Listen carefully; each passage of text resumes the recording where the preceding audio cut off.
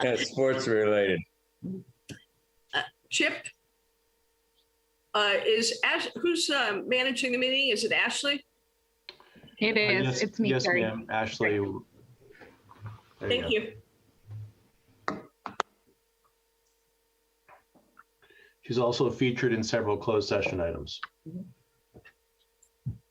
Ashley Day. I just had something come up that said my internet was unstable, so I hope it hangs in there. Yeah.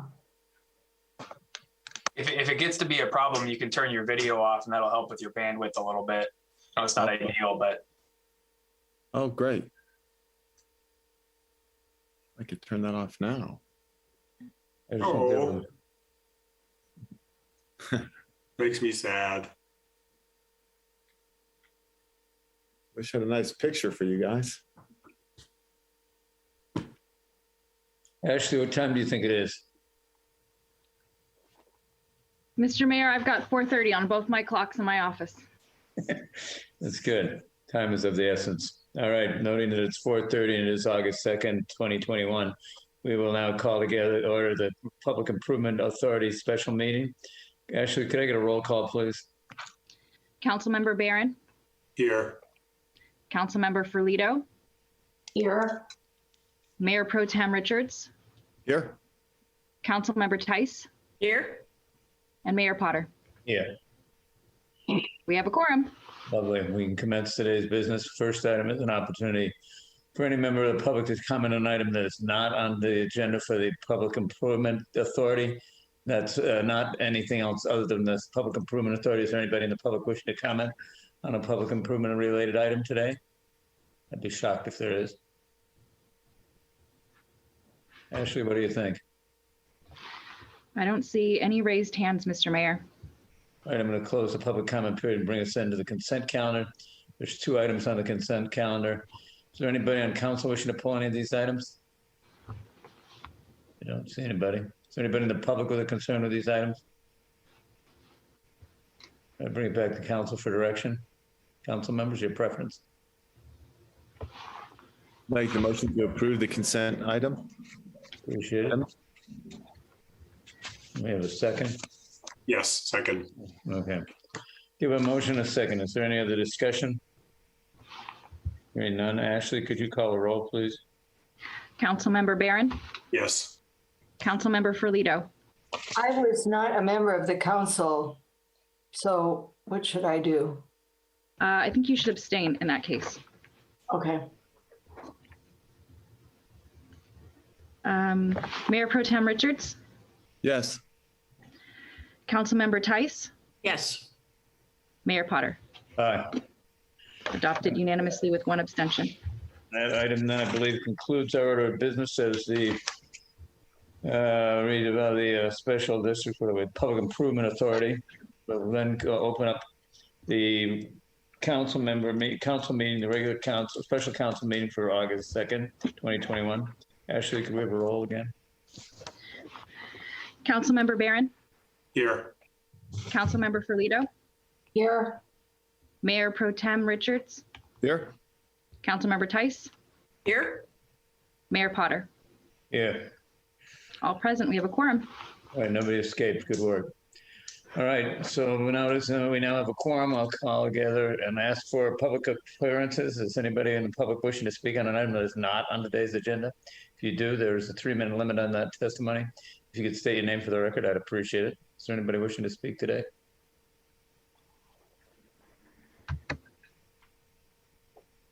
Ashley, you're the keeper of the clock. I don't see anybody with their hands raised or unmuting themselves, Mr. Mayor. I think we can proceed to the next item. All righty, why don't we then close the public appearance item and then go ahead down to announcements. Chip Rurig, City Administrator, you got anything? Yes, Mr. Mayor, real quickly, thanks to Sergeant Watkins. Chief Tomasi took some very well-deserved time off to spend with his family recently, and Sergeant Watkins performed just expertly, just wonderfully as kind of our acting police chief, stewarded the village very well. In spite of the fact that we're down several police officers, I just wanted to thank him publicly, Mr. Mayor, and thank the PD for all that they do, which kind of blends into my next item. We're expecting large crowds, record crowds for Car Week beginning late this weekend, certainly. I just want to tell the public and the council that we are ready. We're prepared. Ms. Wright has spent a lot of time with the event organizer for the Tuesday event, Concourse on the Avenue. That's the only city-sanctioned organized event in the public right-of-way that we've processed. The other events have dropped out, the previously council-approved Wednesday and Thursday events. So, and thanks to the CODA organizers, the Friedmans have been great to work with. They have a plan in place. Again, we'll be there to help out, and thanks to the Carmel Foundation and the Carmel-by-the-Sea Rotary and other groups who are helping with the Tuesday event. And last item I have, and again, we will have police presence, but Mr. Friedman will be hiring his own private security to help out, again, because we're a little bit strapped for police officers right now. That said, please rest assured that the village will be well patrolled and safe. And again, if anybody proposes to come into our village and with any shenanigans, I can assure you that they'll end up at county jail. So that said, the last item I wanted to welcome back Yvette Oblander. You may remember Yvette previously worked in our Public Works Department. Today is her first day back with our enterprise in light of the much more rosy budget than we had last fiscal year. So I wanted to welcome her back publicly. Please come by. She's here at City Hall. She's working in City Hall for the administration department. She's also working a quarter of her time for Paul, Chief Tomasi in the police department, and a quarter of her time for Mr. Harari in Public Works. So please come by. And if you haven't met Yvette before, please introduce yourselves and say hello. That's what I got, Mr. Mayor. Excellent, Chip. Thank you. Any questions of council members of Chip? All right, why don't we move on to Brian, city attorney announcements? You got anything to announce? I don't have anything to announce tonight, but if there is any reportable action coming out of the closed session, I'll just indicate now that I will report that tomorrow at the regular council meeting. Appreciate that. Thank you. All righty, council members, anything you'd like to announce? Karen? Yes, I'd just like to tell you something interesting. It was 50 years ago, I believe this month, that Bill Doolittle met with Greg D'Ambrosio to discuss the purchase of his uncle's property, which was a great part of the now Mission Trail Nature Preserve. I think it was to talk about buying 22 acres from him for a pretty bargain price. And then Mayor Barney Loyola at the time worked out all the details. So 50 years has passed since that very, very serendipitous meetup and discussion of our wonderful preserve. The second thing I'd like to announce is that I went to the celebration of the first year of Carmel Cares on Saturday. I saw you there, Mayor. And it was really gratifying to see so many people from all over our community working on so many different projects throughout the community. I had not been up to the Carl Cherry for quite a while, but it looked so different. It was so manicured, and there were patios that I never even knew existed that had come out from under weeds and ivy and pine needles. And we are blessed as a community to have such wonderful support groups and volunteer groups throughout the community. And I especially wanted to say congratulations to our Carmel Cares volunteers for this year of service. Karen, very well said. I was there also, and I agree. It was an epic event. Really nice to see so many people that cared about the community coming together. Carrie? Thank you, Mayor. And Karen and Dave, thanks for going to that. I was not aware of such a nice celebration, so thank you for representing us. I just wanted to mention to people that at the Waste Management District, the Last Chance Mercantile opened on Saturday for people to take their used goods, hopefully to be repurposed. That was over a year in the making. And so if you hadn't heard, I did want people to know that that has finally opened. And so please, you can now take your used goods out there. Thank you. Gary, thank you. Anybody else? Jeff? Yes, thank you, Mayor. Just my usual monthly announcement that the Climate Committee will be meeting on, Thursday, August the 19th. No set agenda as of today. We do obviously have something on the consent calendar today. Since we have this on the consent calendar, I'll speak a little bit out of turn, but I would just like to thank the other committee members for, in addition to Carrie, all the committee members for all the work that they have done. John Hill and Michael LePage and Lynette Zimmerman and Scott Lonergan and our staff members, Agnes Martelet and Evan Court. Evan, I hope you're doing well. Haven't heard the name of your little one yet, but I'm hoping we'll get that news soon. And that's all I have today. Thank you. Thanks, Jeff. Bobby, you okay? No, Mayor, I don't have anything to announce. Yeah, thanks. Well, Jeff, since you did speak to the Climate Change Committee's whole hard work today, just wanted to thank you for those efforts also. Man, that's you got work ahead of you, but I think the resiliency aspect of it and the areas of threat will be interesting discussions to have. Thank you. And Carrie, I'm sorry you weren't there either. I should probably reached out to you and said Carmel Cares. It only happened because I bumped into Dale Byrne that I was there at a event, and he said, "Hey Potter, you got to get your tail up there." So of course I jumped right on it. No, it was good. It was a good time though. Karen, you had a good time, right? Yes, I did. Yeah, good. All righty. With that noted, why don't we move on then to the work that's before us tonight? We have the consent calendar. There's 7 items on the consent calendar. Is there anybody on council wishing to pull an item?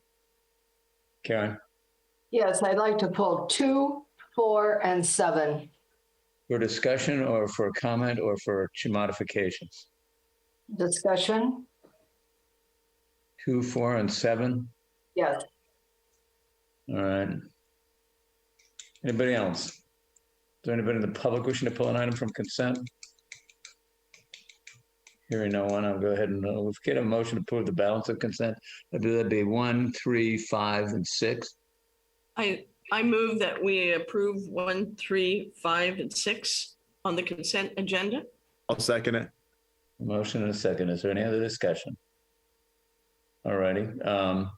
Could we have a roll call, please, Ashley?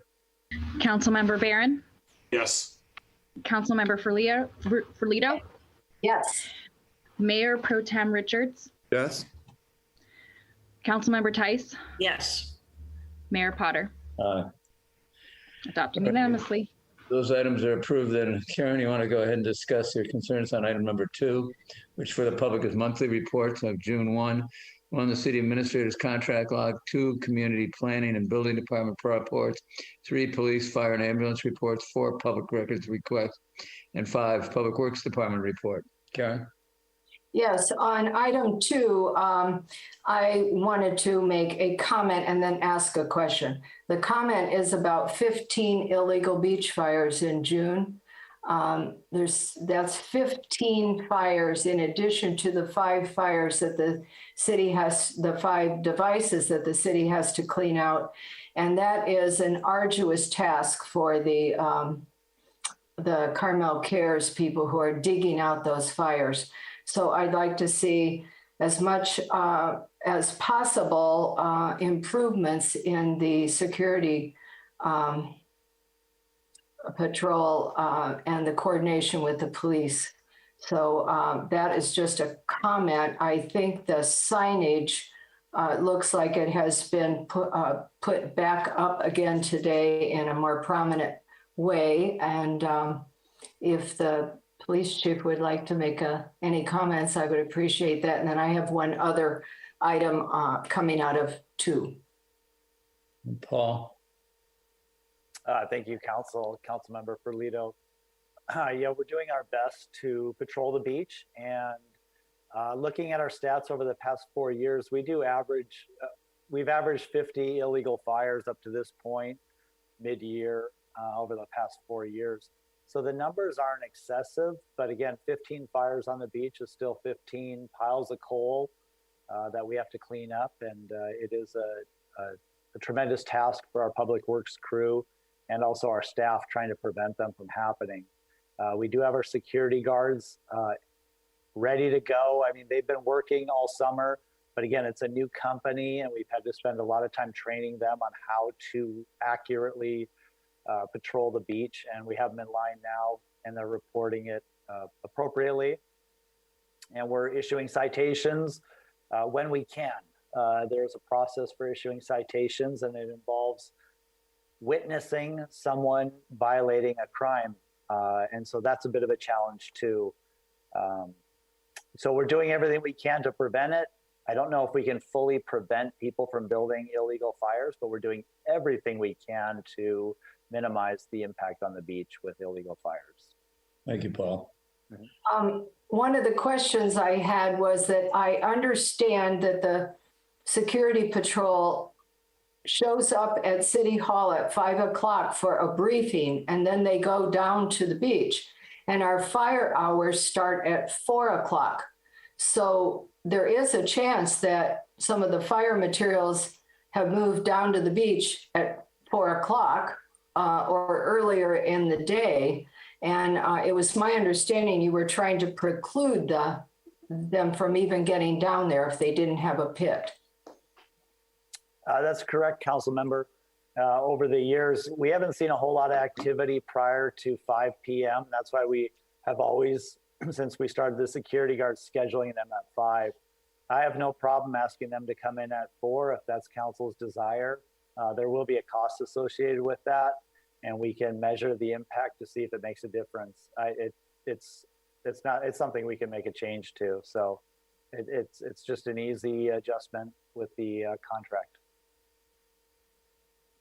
All right, Karen, did you have another issue? Yes, the other issue was Bob Harari's excellent Public Works report, which I really value the detail going into it. One thing that I wanted to ask a question about was this report on the copper and fecal contaminants. Very exciting.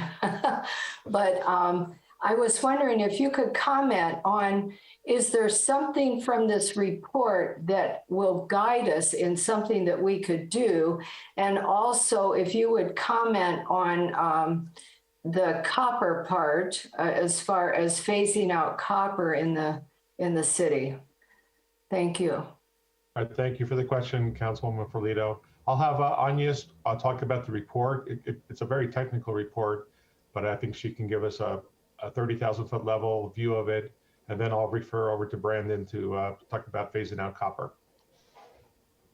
Hi, council members. So we've been doing this monitoring for a few years now, where to really identify the sources of fecal matter, fecal indicator bacteria and copper, which have been identified as pollutants of concern in our stormwater.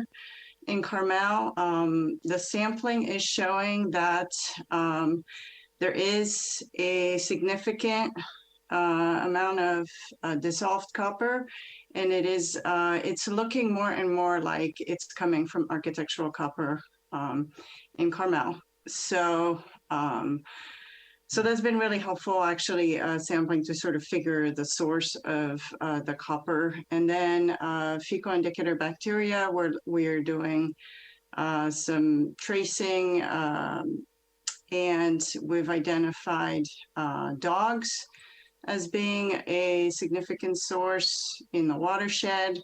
There's a little bit of human here and there that shows up every once in a while, and then avian sources are also a source, both in the watershed and at the beach.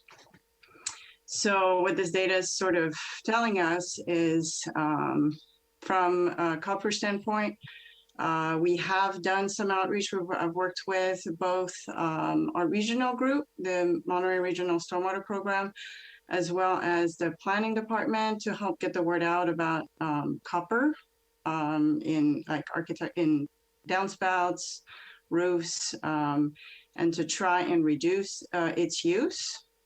And Brandon can provide more information on, what the planning department has done on their end.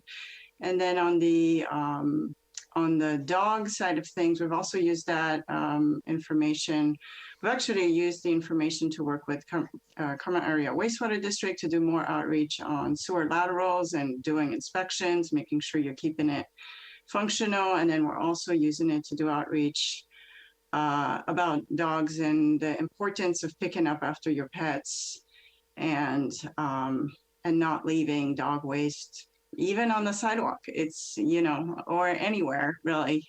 It really should be not left on the ground, whether on the beach or sidewalk or anywhere, because it does end up in our storm drains. Thank you, Agnes. Brandon? Yeah, thank you, Mr. Mayor and Councilmember Ferlito. With respect to phasing out copper, it's kind of a tricky situation because our design guidelines as they're written right now actually encourage natural materials, copper being one of those natural materials. But as Agnes has pointed out, we've been receiving the education over the last few years that copper may not be as great as we thought it was. So over the last year, the planning department, when we're dealing with folks early on in the design process, we're trying to guide them away from copper for those exact reasons. Think downspouts, architectural features, roofs, and things like that. If for some reason, you know, an applicant wants to pursue that, obviously it becomes a discretionary action. The most recent example would be last month at the Planning Commission, actually. Someone applied to modify a previously approved roof material to become copper. And staff's recommendation was no, and the Planning Commission also decided no on that, so that they were turned down for that. So we are taking measures to guide people away from that, and when pressed, actually denying those at a hearing. So we are in process of that right now. It's something we're going to be looking at as we move towards updating our design guidelines here in the next few months. We'll want to look at that actually as a written code or policy as well. Karen, does that address your concerns with item number 2?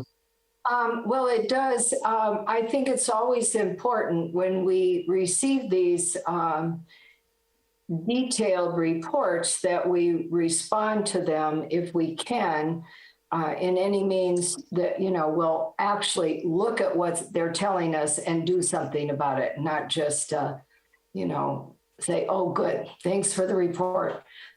So I'm gratified to hear that you both take this very seriously and that you will probably come forward with some recommendations regarding both maybe improved signage or collections of dog waste, and also phasing out perhaps the design guidelines calling for copper. Thank you. All right, is there anybody in the public wishing to speak to this item? All righty, why don't we move on? Karen, I just want to be crystal clear that just because I don't ask questions doesn't mean I don't ask them in another forum. So, okay. I mean, I'm very, very clear about issues that I have. I go through the details on the building reports, because that's an industry I'm concerned with, plus the public safety ones and anything else that's of concern. So, I appreciate Mayor. Jeff. Yeah, I would just like to, I share Karen's concerns, Councilmember Ferlito's concerns about copper, and I hope that we can move forward. If the design guidelines get stuck, you know, as they have in the past, if they get stuck and it looks like it's a year or two away, I'm a little bit uncomfortable with planning and the Planning Commission sort of making these sort of arbitrary decisions that are somewhat in conflict with our design guidelines. So if the council needs to take action to sort of temporarily limit copper or do whatever through some sort of ordinance change or something, I would support that. All righty. Okay, Karen, why don't we move on then to item number 4 and see what we can do there. This is for the public, this is a resolution 2021-039, authorizing the city administrator to execute an agreement with the Monterey County Convention and Visitors Bureau for destination marketing for the term of July 1, 2021 through June 30th of 2022 in an amount not to exceed $160,007. Yes, my question was not having much familiarity with this contract is, do we or could we ever request a pause in advertising? I'm hearing from a lot of people around town that they're wondering when is enough enough. And I want to follow that up with it. The city administrator reviews this contract. How often is that reviewed? And does the city administrator get input from us before he does that review? Chip? Yes, thank you, Mr. Mayor. Yes. Thank you for the very good, insightful questions, Councilmember Ferlito. The first part of your question is, could we take a pause? Yes, we could. It is a program where we pay 3% of our transit occupancy tax for regional destination marketing. The Monterey Convention and Visitors Bureau markets for the region, for Monterey County. Pacific Grove, you may remember several years ago, they dropped out. So they had no presence in the visitor center at Lake El Estero in Monterey. And there wasn't on any of the marketing collateral produced by the MCCVB. They weren't mentioned at all. And the city of Pacific Grove quickly realized the error in its ways and rejoined the CVB, I think the following year or 2 years later. I think the most important point of the marketing is it not just highlights the benefits of visiting our region, but it also reminds people to visit gently, to love Carmel like a local. And that has always been one of the pillars of the CVB. We have representation on the CVB by Councilmember Richards, who is intimately involved and was involved in the hospitality industry still is for a long, long time. So that the message, the messaging pillars get out about why we're trying to attract people to come here. We're not Disneyland. We're not, with no offense, we're not Pismo Beach. The CVB does not advertise to attract tour buses from the Bay Area. We really are continuing to market midweek, off-season, sustainable tourism visitors that come here for different pillars: our natural beauty, our food and cultural and architectural heritage. Ms. Sandine and Ms. Bowman are here from the CVB to visit our institutions of culture, performing arts, and other pillars of recreation, wine. Those types of things. So that is reviewed. There is a board of directors. We are represented by Mr. Richards. Maybe you can correct me. I think we're represented by one of the mayors from the Mayor's Select Committee. So you could do that. We review their marketing proposal plan on at least an annual basis. And then, of course, we budget for it during our budget review from January through adoption of the budget in June of each year. So it is something that we look at. The CVB does take feedback from us, criticism, and all of the above. But much different than other marketing platforms. Again, it really is one of the hallmarks. Again, is safe and sustainable travel to our region. So I hope that answers your questions, Council Member. Yes, it does. All right. Is there any other questions on that one, Karen? No. Yeah. Yes. I think, Carrie, did you have your hand up? I'm sorry. Carrie, then Jeff. Yeah. I'd just like to clarify, Karen, number one, I'm sure Bobby and I would be happy to go over some of the more in-depth role that MCCVB plays for the city of Carmel. So I'm happy to do that for you.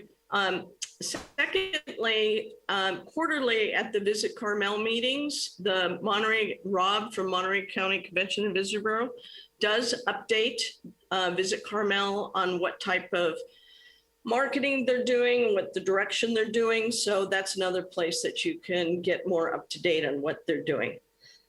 Excuse me. Thank you. Jeff? Yes, I share a little bit of Karen's concerns about the number of people in town. I heard Chip talk about visiting sustainably and lightly, and I think that is certainly a valiant effort. But as Chip pointed out, we're expecting a lot of visitors over the course of the next week, and it seems like this summer. I know this summer has been a little weird with the sort of lapsing of the pandemic, which now seems to be coming back a little bit and all that. But at some point, a lot is a lot. And I think that's my concern, just that's what it is. So I hope we can sort of look at this, just be aware of this as we go through this year towards next year's budget.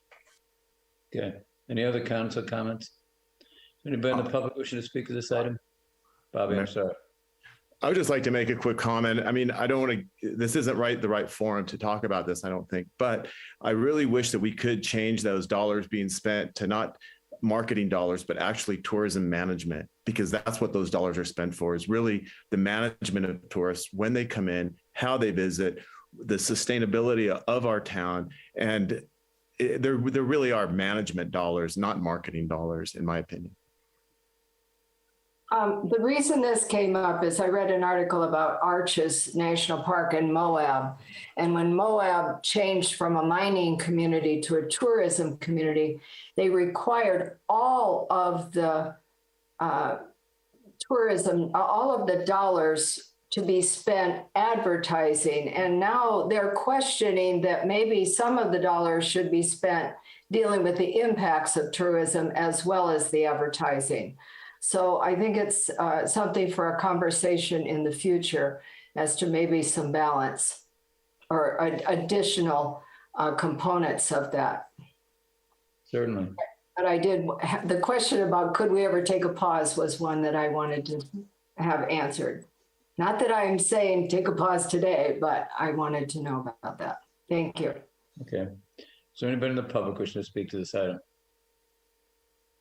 Seeing no one, we'll move on to item number 7, Karen.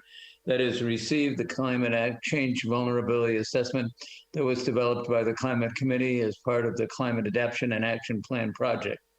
Karen? Yes. First of all, I want to thank the entire committee and all of the staff for putting together an absolutely incredible report to us.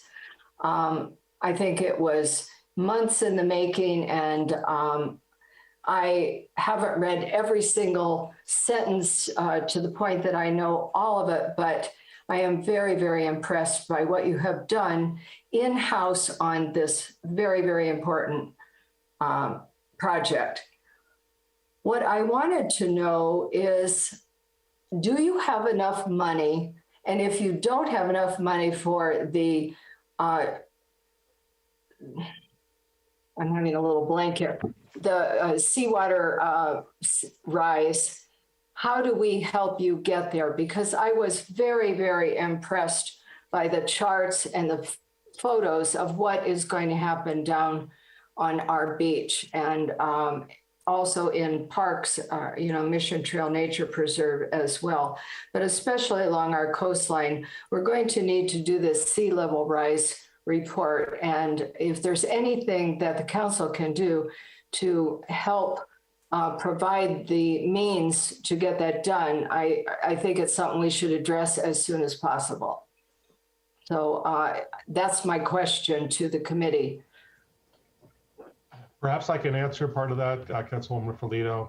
You good, Bob? In the capital improvement program, there was a potential project called like the coastal engineering study. I think we had initial budget of $150,000. That was not approved in this current fiscal year budget. And frankly, in my opinion, it's a little bit premature. I think a year from now, in the next year's budget, that might be the perfect time to get to go forward with that kind of study. I see several other studies coming down the pike. So we'll need funding on an ongoing basis, I think. And that's all I wanted to add. Thanks, Bob. Karen, anything else? Well, I'd like to hear from Carrie and Jeff perhaps about that same question, because I know that, this has gone on quite a while now, and where do we see the committee coming with their final report if they don't have this help? Well, which one of you guys would like to field this? We did have quite a bit of discussion about this topic during the budget consideration. So I guess we can have a little bit more debate. Jeff? Yeah, Carrie's going to make me do this. I see her nodding her head over there. It was a tricky, Karen, it was a tricky deal with the budget coming up and not knowing where we were with respect to COVID, what the committee felt comfortable asking for and not asking for. It's just, like everywhere else, money is a problem. At this point, I don't know whether the ship has sailed, whether it's too late to get, to Bob's point, I don't know whether it's too late to get this money into, whether, even if we were able to get this report done, whether we could work it into our final report, which is due next summer. I just don't know at this point. We would have needed to have done this 4 or 5 months ago to be on track to get it into the final report, which we're hoping to do by next summer. Unfortunately, there's sort of good news and there's bad news associated with that. The good news is that the major effects, are obviously a couple of decades away, and 1 year of a delay or 2 year of a delay isn't necessarily the end of the world. The bad news is that, as I say about the stormwater drains, we're never going to finish if we don't ever start. So I don't really have. I know the answer isn't really a great one in terms of getting that work into the report, but it's still very much top of mind, at least for me, and I'm pretty sure it's top of mind for Carrie too. But I'll let her speak to her for herself. Carrie. Thanks, Jeff. I appreciate that. Doing this study, it's going to take about $150,000 to do it well. And as Jeff mentioned, the council didn't feel they wanted to approve that type of amount at this time. The second issue is also staff time that's going to take to manage the consultants, the report. And so that we're up against some challenges there as well. So our intention is with the report is to make a recommendation that we still need this study. Obviously, you pointed out from the pictures, say 1,000 words. Our intent is to recommend that we still need the study, and we're hoping at least Jeff and I can get the ball rolling after the report is released. Thank you. It's my understanding that in early 2020, the committee is going to provide a presentation to the council regarding vulnerability and GHG issues. And I believe we allocated $20,000 for consultant assistance with that also, I believe. I think Anya's here nodding your head north south. I think I'm correct. Yes, we did. Yeah. Mr. Karen? Mayor, if I may, we're about to enter into a professional services contract with LSA Associates to do that greenhouse gas study. So it's ready to go. Good. And funded. Good. Well, my concern is that next year is an election year, and we don't know whether Councilman Tice or Councilman Barron will be willing to continue and will be willing to take that committee forward. And they have done such incredible work thus far. I would certainly hate to see that stall out because we didn't provide the funds. We talked about having a mid-year budget reconsideration, and I certainly think it's a project that is well worth it. So that's my 2 cents on that one. All right, that noted, I would just note that we do our budget in July and the elections in November. All right, is there any other comments from the public on this item? All right, seeing none. Karen, would you like to make a motion to approve items 2, 4, and 7? Yes, I'll move items 2, 4, and 7 for approval. Could we get a second to that motion? I'll second it. All right, we have a motion, we have a second. Any other discussion? Could we have a roll call, please, Ashley? Councilmember Barron, Yes. Councilmember Ferlito, Yes. Mayor Pro Tem Richards, Yes. Councilmember Tice, Yes. Mayor Potter. Aye. All right, unless there's any future Unanimous. agenda items anybody would like to add at this time, does council have any concerns with future agenda items? We seem to have quite a few coming up. All right, well, we're going to go into closed session. Brian, would you read us into closed session and allow any member of the public an opportunity to comment on the items that are in closed session? Brian? Yes, I'll be glad to. There are 4 closed sessions tonight. First one is a conference with real property negotiators. That's pursuant to Government Code Section 54956.8. The property is the Forest Theater. The specifics about its location are identified in the agenda, as are the agency negotiators. The negotiating parties include Stephen Retsky and the Pacific Repertory Theater. Under negotiation are the terms of the lease. So that's the first one. The second one is a conference with legal counsel. That's anticipated litigation, initiation of litigation pursuant to Government Code Section 54956.9D4. Number of potential cases is 1. The third closed session is a public employee performance evaluation pursuant to Government Code Section 54957. The title is City Administrator. And the final is the conference with legal counsel, anticipated litigation, significant exposure to litigation pursuant to Government Code Section 54956.9D2. Number of potential cases there is 1. All right, thank you, Brian. Is there anybody in the public wishing to speak on any of these items that are in closed session? I don't see anybody. Ashley, am I correct? You are correct, Mr. Mayor. I see no raised hands or anybody unmuting themselves. All right, we'll go into closed session. As Brian advised earlier, if there's any substantive action taken, we'll report out tomorrow on that. All righty. Actually, if you'll get rid of everybody else that's not supposed to be in closed session, that'd be lovely. Yes. Lightly.